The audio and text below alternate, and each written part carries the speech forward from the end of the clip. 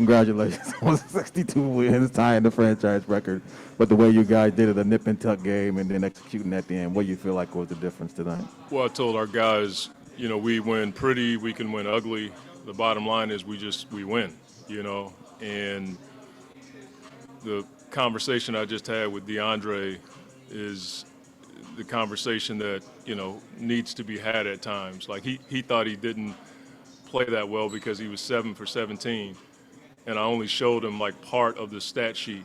And then I slid my hand down and showed him where he had 16 rebounds, and he goes, "Oh," I said, "Yeah, that's how you win." Right. So even on nights when you don't shoot the ball well, you can find ways to affect the game, whether it's executing down the stretch, figuring out the angle of the screen so Chris and Book can get to the basket, 50-50 balls, whatever it is. Like, you just figure it out so that you can get the win, and to be able to win that game and tie the franchise record says a lot about what our players commit to every single day. The execution down the stretch, we work on that stuff all the time.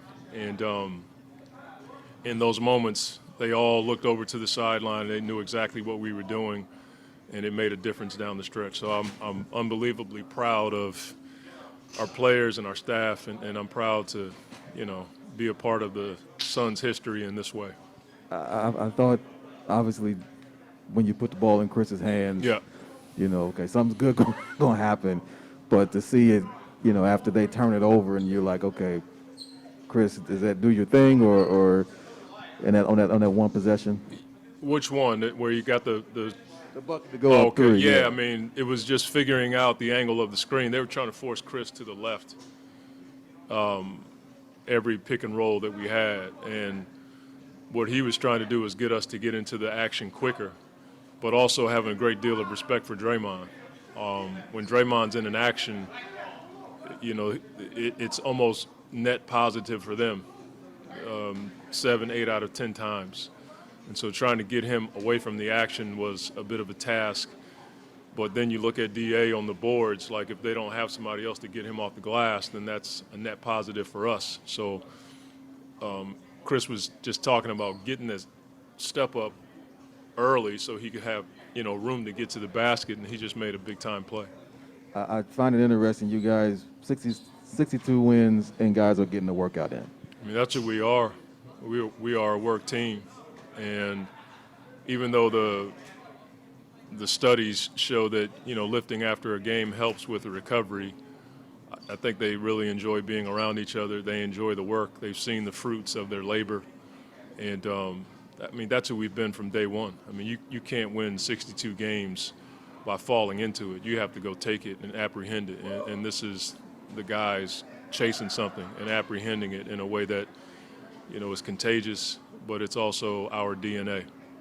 Last thing I had was, is there something that's maybe not on the stat sheet or hidden that led to tonight's game that may be oblivious to the novice, but having seen it tonight, you're like, this was a factor? I think the connection of our team is huge. Like in this environment, that was a playoff environment with the officiating, the physicality, and their crowd. Our camaraderie, our connection, our togetherness is what gets you through, especially when you don't shoot the ball well. A lot of times, in a lot of teams, when they don't shoot it well, things tend to wane a bit.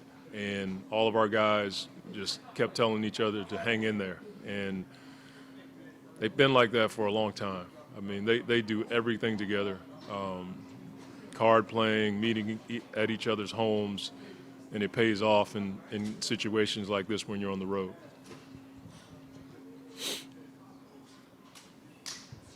And Monty, obviously Chris does this a lot in crunch time, right? But when you look at tonight and just his body of work, what does he show with his decision-making, his demeanor, and just overall leadership in late and clutch games? I mean,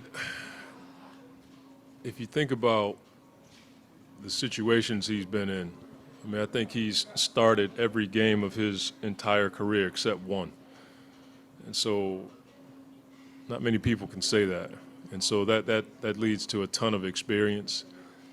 But I think the ability to be around this long and play at that level, like I can't even speak to that. I don't even know what that's like. You know, I've been in the NBA like 27, 28 years. I probably had like 5 or 6 jobs, right? He's had one. And so when you've had one job that long, it means, one, you're really good. Two, you got to work your tail off. And I don't think he gets enough credit for that. I think people just think Chris loves the game and he plays. Like I see him working every single day. I see the changes he's made with his diet, and I've seen the sacrifices that he's made away from his family. So I'm happy for him when he's having success like this. On the flip side, what does he do late in games to help, his teammates as far as making them feel more comfortable and setting them up for success? It's hard to say, man. I don't know. I just know when he's on the floor and he has the ball in his hands, it takes a lot of pressure off of all of us. You know what I mean? I think that's it. It's when the great quarterback is in a 2-minute drill, certain teams just relax in those moments because of the greatness of the guy who has the ball. That's how I feel, and he and I have done it together so many times now. There's a huge connection, but there's a sense of relief for me when he has the ball. We'll go to Kellen Olson on Zoom. Hey, Monty, with a night like this where the shots aren't falling, how nice was it to see the free throw total so high and the guys being aggressive like that? Yeah, I mean, one of the things we talked about it at halftime was attacking the paint. They had some small lineups out there, and we were leaving money on the table or meat on the bone, if you will. And I thought we made a big-time effort to not just get to the basket, but try to finish and draw contact. We didn't shy away from it. And then I thought we were much better at going after 50-50 balls tonight. I thought that was the main difference when we played these guys on Christmas Day. They were getting the 50-50 balls, and the team that typically gets those 50-50 balls gets to the free throw line a ton more. I thought we were really aggressive in that aspect. And when we're getting to the free throw line, I've said it a number of times, it allows for us to set our defense. And when we can set our defense, we're pretty good. Monty, Janie McCauley from AP, nice to see you. Hi. Does this happen most nights? This is every game. Every game, home and road. Home and road. I mean, that's quite a commitment. It is, but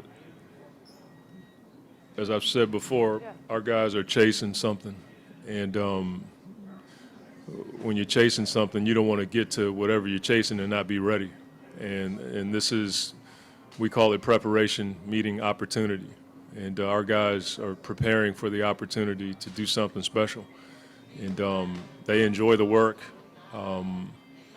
But this is the first time you all have seen it. They've been doing this for a long time. And our staff, we talk to them a lot about how much we appreciate their commitment to the work. And, they're the reason why we get to do what we do. They're the reason why I'm sitting here talking. I'm blessed to do what I do, but our players, they just get the work in every single day. Sure sounds like fun over there. Yeah, I mean, it looks fun, but it's a lot of hard work. You can tell they're having fun. Yeah, Together. yeah, we appreciate it. All right, thanks, Coach. Thank you. Thanks, Monty. Yeah.